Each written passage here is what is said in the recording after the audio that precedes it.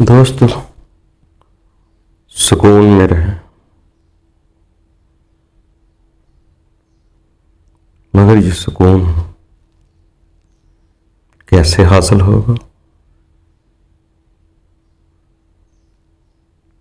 इसलिए इस बात पर गौर करना पड़ेगा कि ये जो दुनिया है, हम सब एक जैसे नहीं हैं। ना हमारी अक्लों का म्यार एक जैसा है, ना शक्लें एक जैसी है, ना डीएनए एक जैसा है। बहुत सारी चीजें जो आपस में हमारे यहां नहीं मिलती। जितने भी दुनिया में कारोबार है उसको देखें तो कोई कपड़ा बना रहा है, कोई कपड़ा पहन रहा है, कोई कपड़ा दिखा रहा है, कोई लोहे का काम कर रहा है, लोहार कहला रहा है। इसी तरह सोने के काम करने वाला सनियार का काम कर रहा है। हर आदमी का अपना अपना एक कारोबार है। अगर सभी एक ही तरह का कारोबार करना शुरू कर देंगे तो निजाम नहीं चलेगा। इसी तरह हर कोई गंदम बोझ बी रहा है। किसी ने आम के दरख्त लगाए हैं, किसी ने अमरूद के दरख्त लगाए हैं। कोई बच्चों को पढ़ा रहा है, कोई इल्म सिखा रहा है, कोई पढ़कर सुना रहा है, कोई तंदूर पे रोटियां लगा रहा है। तो दोस्तों, ये हर आदमी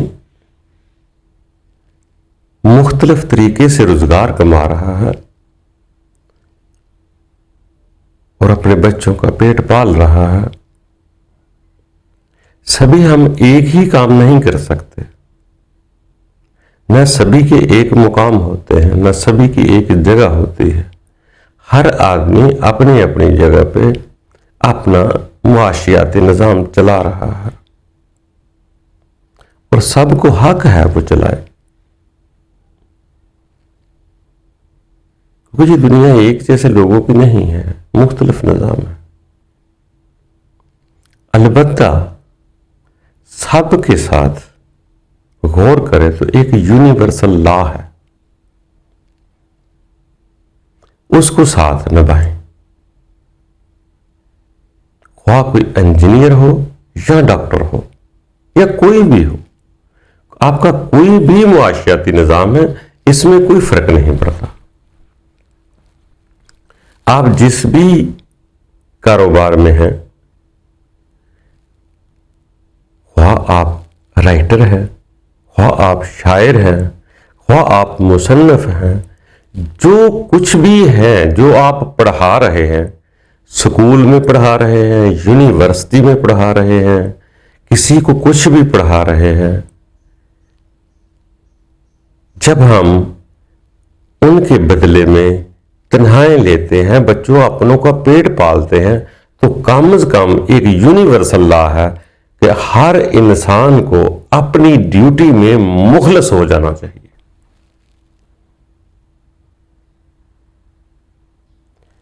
जो आदमी इसका यह मकसद नहीं कि वो रोजगार नहीं कमाए, रोजगार कमाए मगर सच्चे तरीके से, अच्छे तरीके से।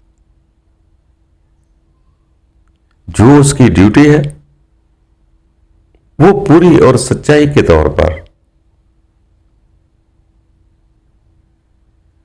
बरूएकार लाएगा। काम कोई भी करो, उसको मुखलस होकर करो। दुनिया का कोई काम करो, उसके साथ, अपने काम के साथ मुखलस हो जाओ। बल्कि यूं कहा जाता है कि खुदा की इबादत भी करो तो उसके साथ भी मुखलस हो जाओ।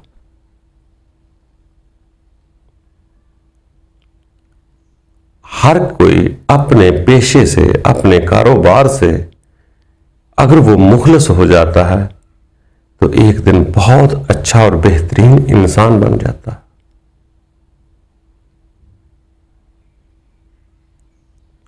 हमारी 2 नंबरियां आगे नहीं बढ़ने देते।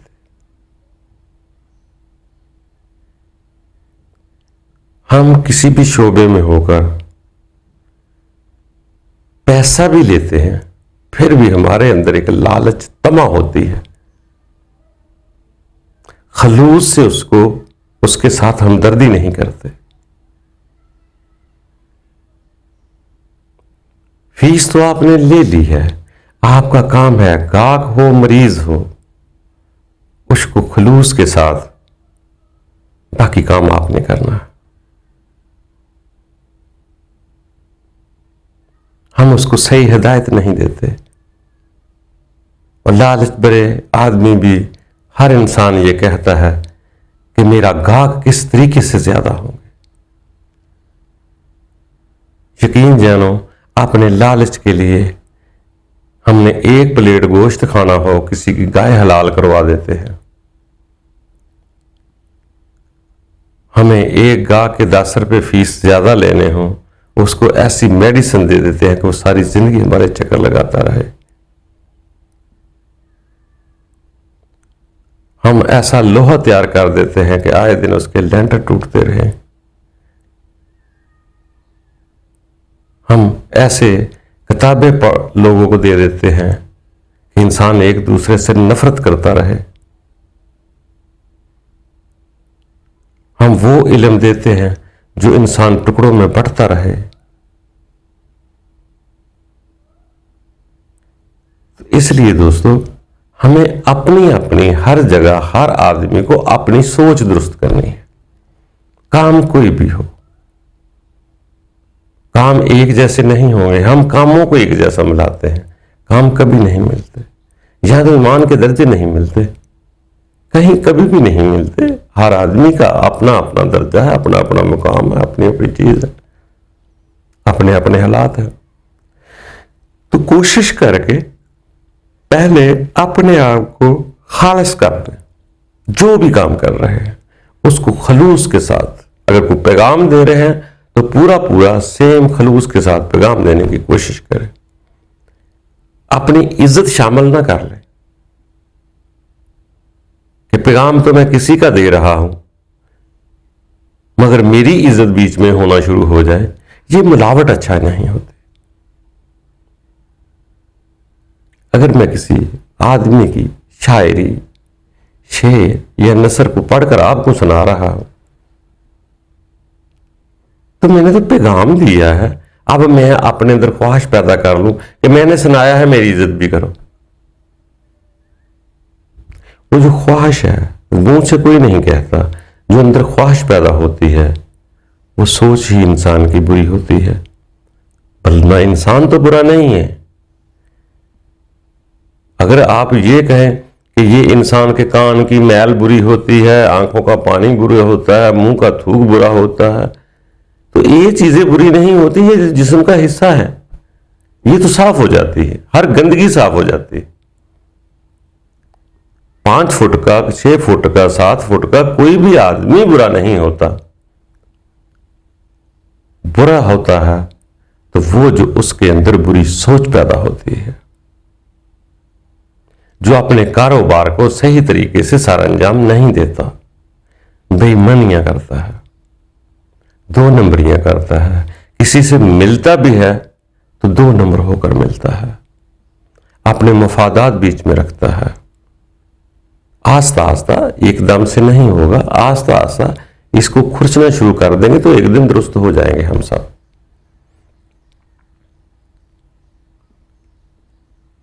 हम चालाकी को अक्लमंदी कह रहे हैं,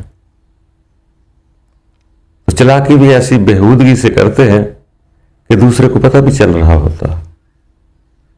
ये खुद की अकल का ही कमाल कह रहा होता है, नहीं पता चलता।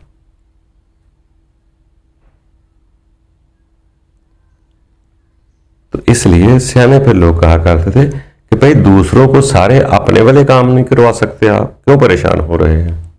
तो वो कहा करते थे कि जहां भी हो, जो भी हो, आप अपने काम के साथ मुखलस हो जाए, अपनी जात के साथ मुखलस हो जाए, अपने खुदा के साथ मुखलस हो जाए, अपनी इबादत के साथ मुखलस हो जाए।